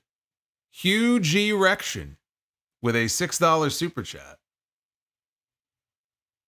It's 5 a.m. here in the UK, and there is this drunk across the road shouting through a letterbox like a gynecologist bellowing into a woman. The fuck is a letterbox? Is that a UK thing? You know, you mentioned the gynecologist, but I'm still stuck on this letterbox thing. I've seen movies in letterbox format, but are you talking about a mailbox? Are you talking about a mailbox? Maybe that's what he's talking about. It is a mailbox. Okay. So it's literally a letterbox. I didn't know at first what you were talking about.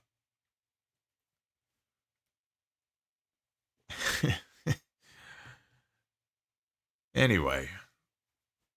Well, I said that we were going to take a quiz tonight. And so let me tell you what the quiz is about here.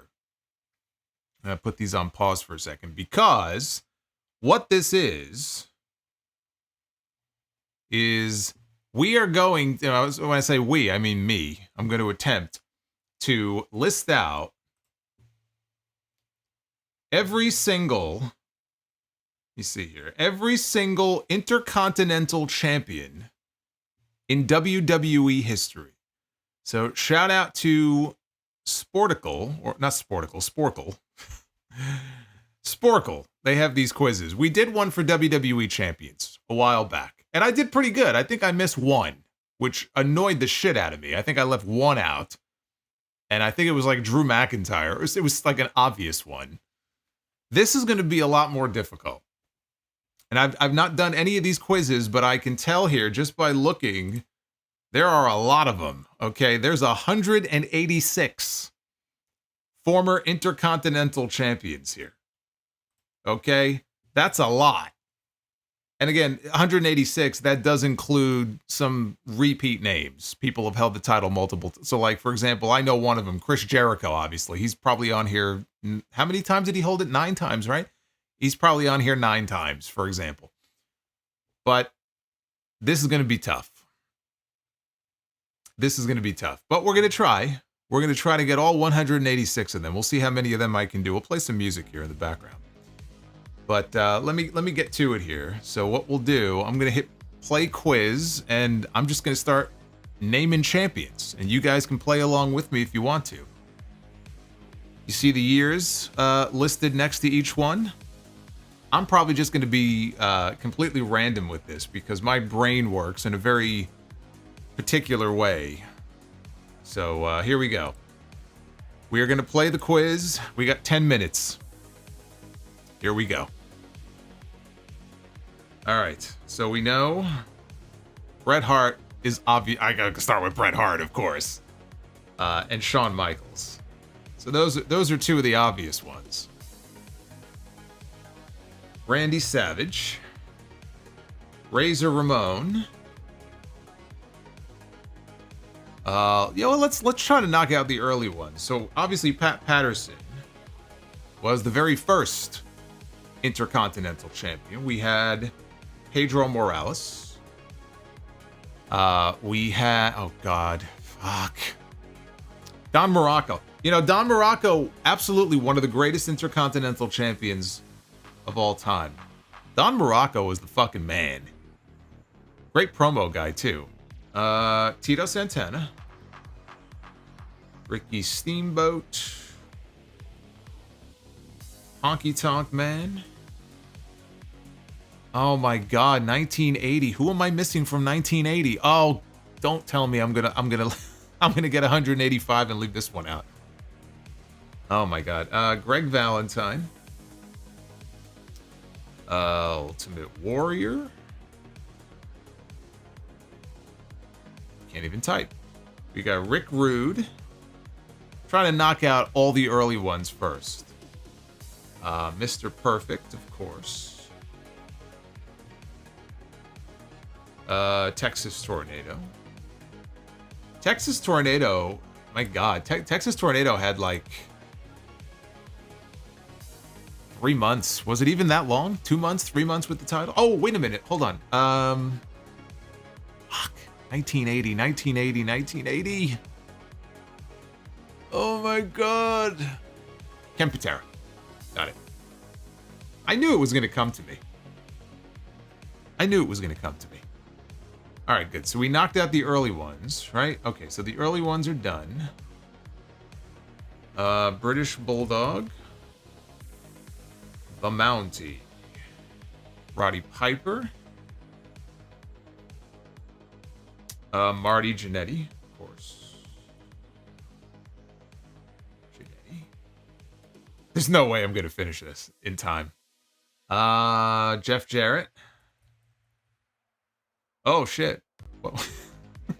Was he really 1, 2, 3, 4, 5 times? He was a 5-time Intercontinental champ. Owen Hart. Ken Shamrock. Is he on here? No? Oh, yeah, there he is. Road Dogg. Billy Gunn. Hard to believe X-Pac was never an Intercontinental champion. Triple H. Steve Austin. The Rock. Kane. Big Show. Right? Big Show beat Cody Rhodes. Oh, Cody Rhodes. I was at that WrestleMania. Seth Rollins. Not Seth Rollins. Seth Rollins. Roman Reigns. Dean Ambrose. CM Punk. Daniel Bryan. Drew McIntyre. All right, we're filling out pretty good here. But we still have a ways to go. Who are we missing from the earlier days? Fuck. Perfect. Brett, Bulldog, Sean, Razor, Goldust. God damn it. All right, let's go to the recent ones. Bron Breakker. We know that one, right? I can't even type. Bron Breakker, Jey Uso, Gunther, Rick O'Shea. Okay. Big E, Kofi Kingston, Dolph Ziggler, JBL, Rey Mysterio, Chris Jericho. Oh, that filled in the list, didn't it? Chris Benoit, Eddie Guerrero. Oh, China. D'Lo Brown, Edge, Christian. Oh, Lance Storm during the invasion. Test, Albert. Oh, who is that guy? The power guy. Ezekiel Jackson. How I even remembered him, I'll never know. Bobby Lashley. The Miz. Oh, I left all these gaps. Fuck. Who am I missing? Kurt Angle. Val Venus. Ric Flair, right? Didn't Ric Flair have it? I think he had it. Randy Orton. RVD. Booker T. Ahmed Johnson. Mark Merrow. Who had it in 95? Oh, Dean Douglas.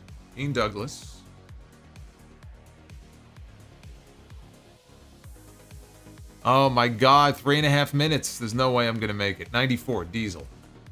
Okay, so the entire left column is done.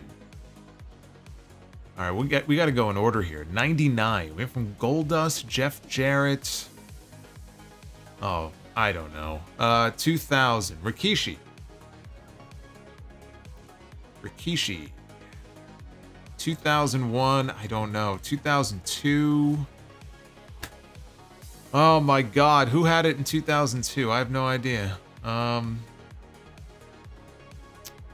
All right, let's just skip it. 2004. Man, I'm drawing a fucking blank here, dude. Oh, Batista. Did Batista have it? No, Batista didn't have it. I'm gonna be kicking myself when I'm done here. I just know I'm missing some obvious ones.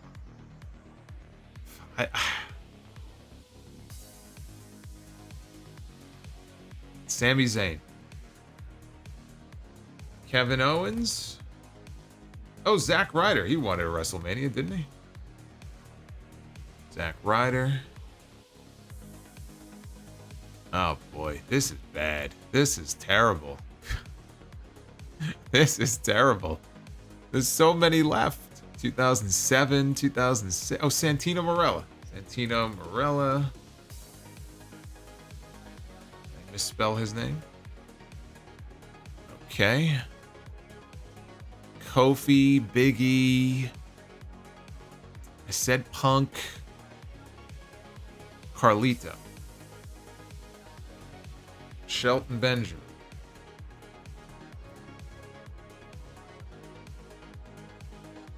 I'm just stuck on those mid-2000 ones. I'm just stuck. Jericho, Mysterio, Ezekiel Jackson. Fuck. Wade Barrett. All right, Wade Barrett. Oh God, Heyman managed Curtis Axel.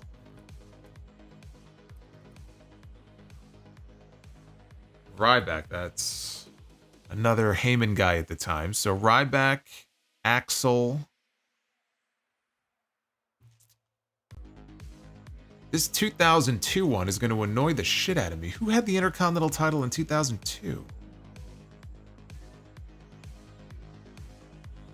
I don't know. Under a minute left. 2019, 2020. Come on, man. I should know these. Did I say Drew? I think I did. Yep. I don't know. Sami Zayn, Big E.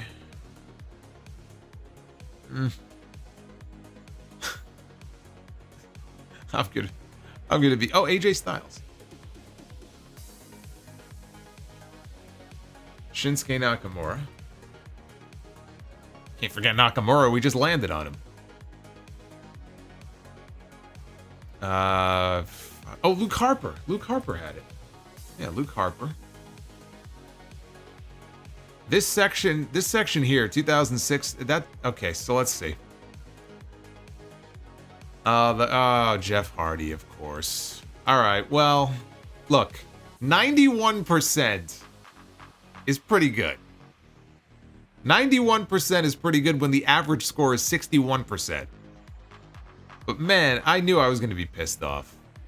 Regal, Jeff Hardy, Umaga, John Morrison, The Godfather, Finn Balor. Apollo, oh, that's right. Apollo Crews did have it.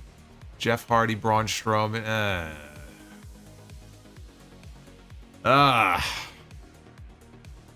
Yeah, The Godfather. See, you're as surprised as I am. The Godfather, he did have it though. That is true. That is true. The Godfather did have it. Man.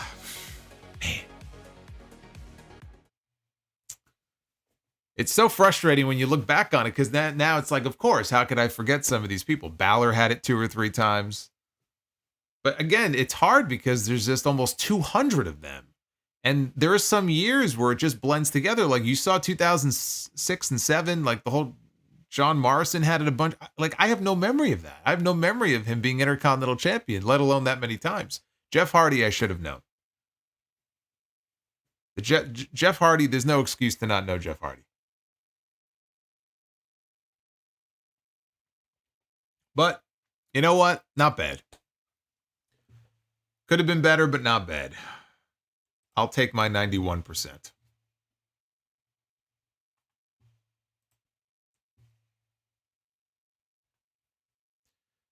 Base Beerus says, beat the clock challenge. Yeah, that was my beat the clock challenge, and I failed. Phoenix Downs. Imagine Bronson Reed against 2015 Brock Lesnar. Well, it's kind of like Brock Lesnar in 2016. Or 16 or 17 against Samoa Joe. We got 1 6-minute match, and that was it. We never got anything else. Although they were both in the 4-way match at SummerSlam, which is actually one of the better SummerSlam main events of all time. I think they were both in that.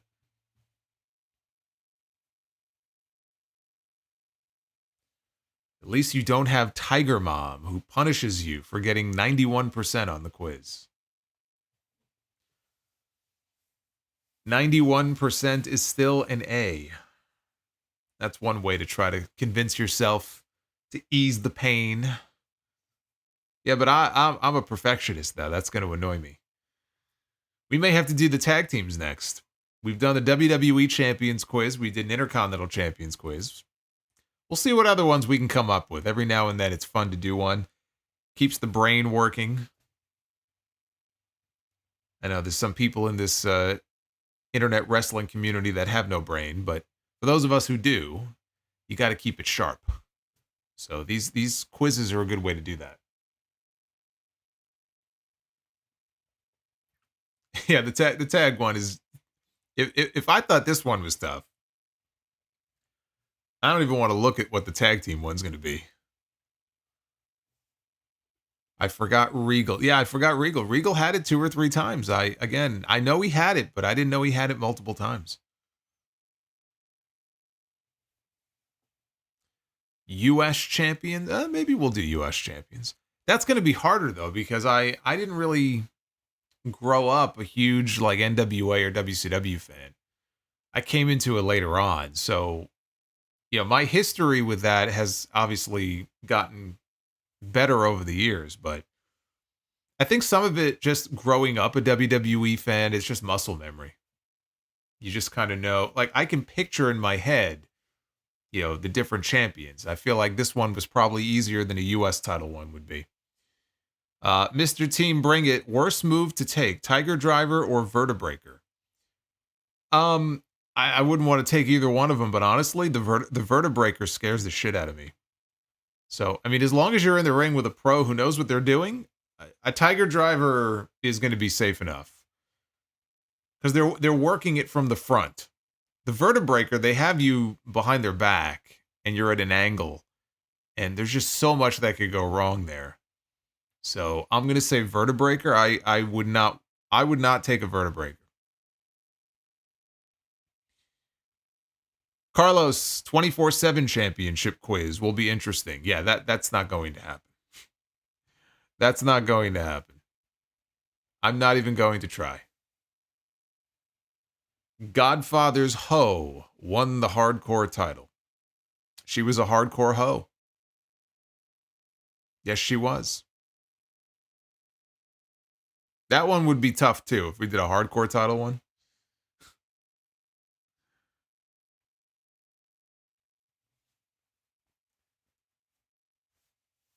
Does anyone use that move? Oh, the Vertebreaker? Some people do.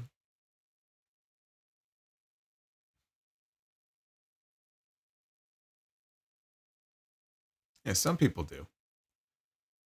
Mr. E says Bob Holly is a former Intercontinental champion. According to the quiz, he's not. He's in the same category as Savio Vega. They both had wins for the title, but they're not officially recognized, I don't think. Savio's, I know, is not officially recognized. It's one of those things where they did this angle where he pinned Goldust, but then they ran the match back a week later. Like the belt was held up, and then they ran the match back a week later, and then Goldust just won the belt back. So technically, Savio was never a champion.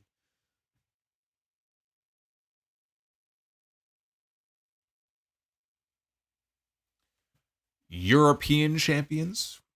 We'll have to make a list of potential quizzes to do. Retro. Do you watch Survival Series? A fun quiz show. I don't watch any quiz shows. So I've never heard of that one. I'm going to be watching the Survival Series next weekend on Peacock.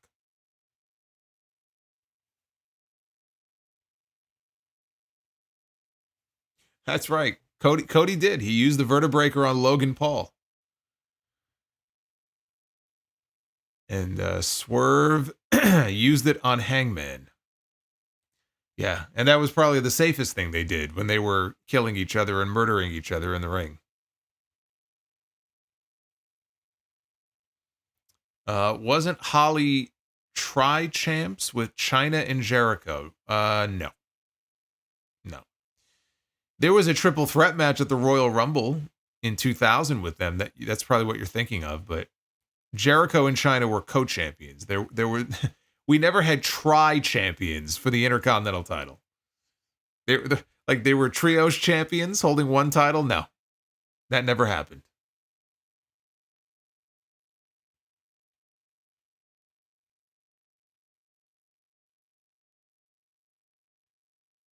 Oh, the Steiner. Yeah, the Steiner screwdriver. That wasn't Rick Steiner. That was Scott Steiner. Yeah, that was a scary one. And the Steiner brothers, they beat the shit out of those job guys back then. So, yeah, you go take a look at Scott Steiner's Steiner screwdriver. Yeah, that's a scary one. Mr. Team Bring It. Who wins? Super Cena against Hulk Hogan. Hogan is the master politician. So if you're talking like in their prime, Hogan all the way. Hogan's not losing that match.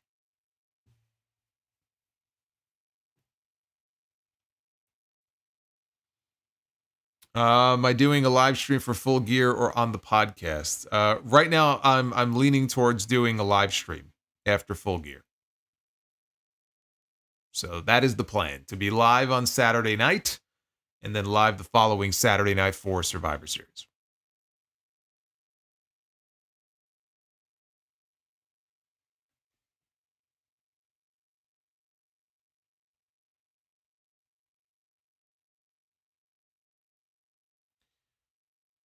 Remember Holly with the belt? Well, I don't think he's officially recognized as an Intercontinental Champion, so you could take that up with WWE. Don't look at me.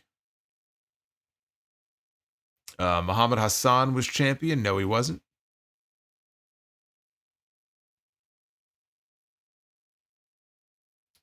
Hey, Uffman, have fun. He's going to be at the Prudential Center for Full Gear, so you'll have to chime in and report back to us and let us know how it is. Thank you guys for hanging out with me on a Monday night. I hope you had fun. I'll be back live on Wednesday night after Dynamite, the final Dynamite before Full Gear, and then Friday night for SmackDown, and then live for TNT over on JD's channel tomorrow night, Tuesday Night Titans. So you'll be getting plenty of me this week, plus Full Gear this weekend. If you missed episode 888 of the podcast, it is up right now. All 90 minutes of it, nice and tight. It is up for your listening pleasure, and don't forget to hit that like button on your way out. Helps the video out a lot. We are celebrating 17 years of the Sound Off all November long, and we'll do so again on Wednesday. So come on back for the Dynamite post show. Be well, stay safe, and I will see you guys back here then. Until then, take care, guys.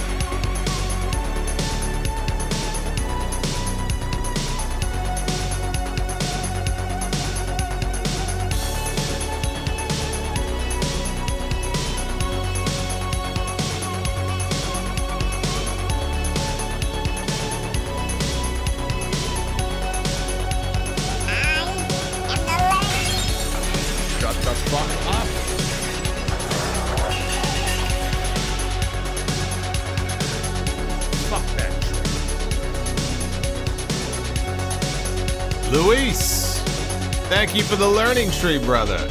You're late. Where were you? Thank you, Luis.